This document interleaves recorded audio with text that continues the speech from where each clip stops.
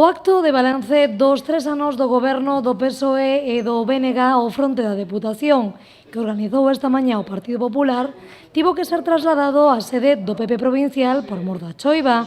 Ali numerosos alcaldes e voceiros do Partido Popular da provincia se deron cita para avaliar estes 3 anos do goberno do bipartito. Un acto onde o primeiro que tomou a palabra foi o alcalde de Sanxenxo, por certo, do que dixeron que Carmela Silva non quere recibir por chegar ao goberno a través dunha moción de censura. Primeiro, decirlle á presidenta da Diputación que Telmo Martín non foi alcalde de Sanxenxo por unha moción de censura, que é algo que ela repite, non foi por un... Ela decía que non iba a recibir a ningún alcalde que fora elexido por unha moción de censura. A nosa reflexión e a nosa pregunta, que é o que vai a pasar ahora co seu presidente de goberno que si chegou ao goberno cunha moción de censura?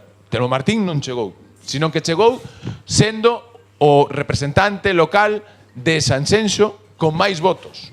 Eso non pode presumir o presidente da Diputación, en este caso o presidente do goberno. Telmo Martín describiu do seguinte xeito estes 3 últimos anos do goberno bipartito da Deputación de Pontevedra.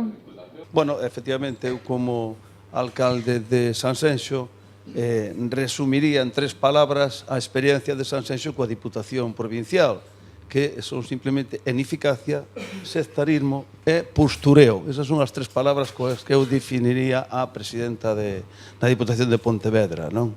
O lema 3 anos de ineficacia e sectarismo serviu para que os alcaldes e representantes de colectivos amosasen o que o PP considera é a realidade da Deputación de Pontevedra. Así, un a un, foron analizando con exemplos concretos as experiencias propias, os discursos e promesas de Carmela Silva. Pros populares, a Deputación deixou de ser unha institución útil de apoio aos concellos para converterse nun espazo totalmente inútil.